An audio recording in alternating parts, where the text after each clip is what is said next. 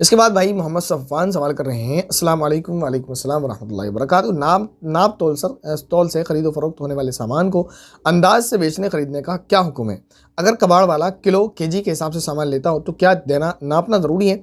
अगर अंदाजे से दे दिया जाए जिसमें कमी या ज़्यादती का खतरा हो तो ऐसा करना कैसा है, नाजायज़ और हराम है? मिसाल के तौर पर अगर कोई कबाड़े वाला आपसे कबाड़ ख़रीदता है और वो ये कहता है कि फ़ॉर एग्ज़ाम्पल आपने उसको प्लास्टिक दी कि प्लास्टिक 2 किलो है और 4 रुपये किलो प्लास्टिक है, तो आपके 8 रुपये हो गए और उसने उसको तोला नहीं, तो आपके लिए 8 रुपये लेना जायज़ नहीं है। आप बिल्कुल इस डील को कंप्लीत ना करें, उससे मना करें कि ना भाई इसको तौल, अगर 2 किलो की पेमेंट करना है। या फिर ये बोल के अंदाज से कि ये मैं इसके इतने पैसे दूंगा, ये जितना भी है, चाहे 2 किलो या 5 किलो या 1 किलो, तब तो ठीक है। या आप देते वक्त उससे कहते हैं भाई मैं 2 किलो नहीं, ये अगर 1 किलो भी है तब भी मुझे 8 रुपये चाहिए, 10 किलो भी है, मुझे तौल से कोई मतलब ही नहीं, क्योंकि आप तौल से नहीं ले रहे। कोई भी वो चीज़ जिसको तौल के दिया जाता है, गेहूँ है, चावल है, चीनी है, XYZ, अगर आप उसको तौल से नहीं बेचते तो आप ये कह के नहीं बेच सकते कि ये 2 किलो है और इतने रुपए का है, कि पर किलो 5 रुपए का है और ये 2 किलो 10 रुपए का हो गया, लिहाजा ये 2 किलो आप मुझे 10 रुपए दे दें। ऐसा तो नहीं हो सकता। आप ये तो कह सकते हैं देने वाला कि ये जो कुछ भी है 1 किलो है, 10 किलो है, मुझे नहीं पता, मुझे इससे मतलब ही नहीं, ये जो है आपके सामने है और ये 10 रुपये का मैं दे रहा हूँ, ये इस थैली के अंदर है 10 रुपये का, तो इस तरह से बिल्कुल जायज़ है, कोई हर्ज नहीं है। लेकिन ये कहना कि ये इतने किलो है और पर किलो इतने का है, लिहाजा ये इतने का है, तो फिर ये जायज़ नहीं है।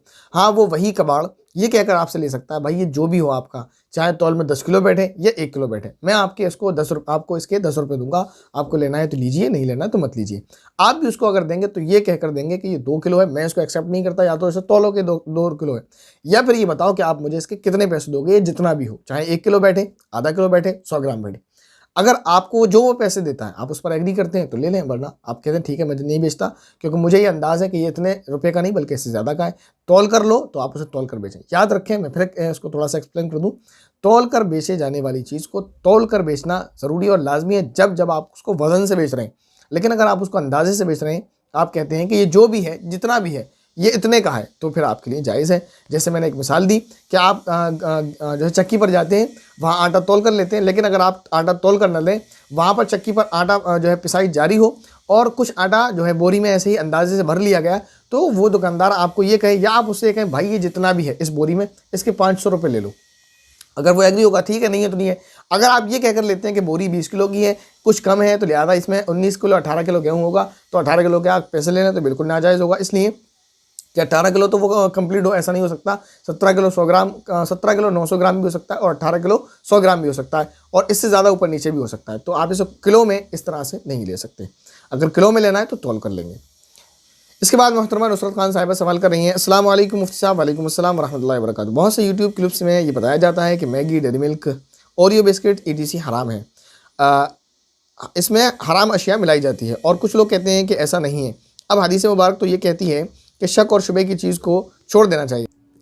मैं तकरीबन आपका सवाल समझ रहा हूँ, जो आप कहना चाह रही हैं कि हदीस में ये फरमाया कि शक और शुबे की चीज़ को छोड़ देना चाहिए। मैं आगे से आपका सवाल पढ़ रहा हूँ, क्या है अपने ये कि मगर कवर पर ग्रीन कलर का मार्क बना हुआ होता है, यानी उसका मतलब ये होता है कि वो चीज़ प्योरली वेज चीज़ों से बनी हुई है, तो ऐसी चीज़ें खाना हलाल है कि नहीं। तो पहले आपसे एक बात कहें हम हदीस के ताल्लुक से, आपने जो सुना कि हदीस ये कहती है कि हलाल वाज़े, हराम भी वाज़े, जो मैंने खुद बयान की थी आपको, और शुबहात की चीज़ों से बचो। उसी हदीस में मिसाल ये दी गई थी कि वो दूसरे की जो है खेत पर के करीब जाकर जंगल में अपने जानवरों को चराता है, तो मुमकिन है कि उसके जानवर उसके खेत में चले जाएं और वो हराम को भी खा लें।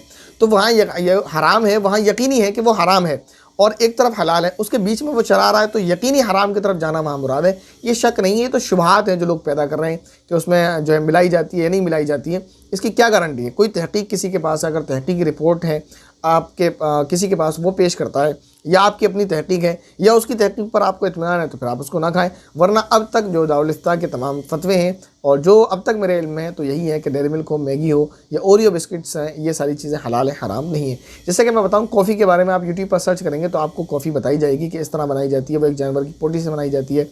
कोई कॉफ़ी एलिफेंट की जो है पोटी से बनाई जाती है, हाथी की।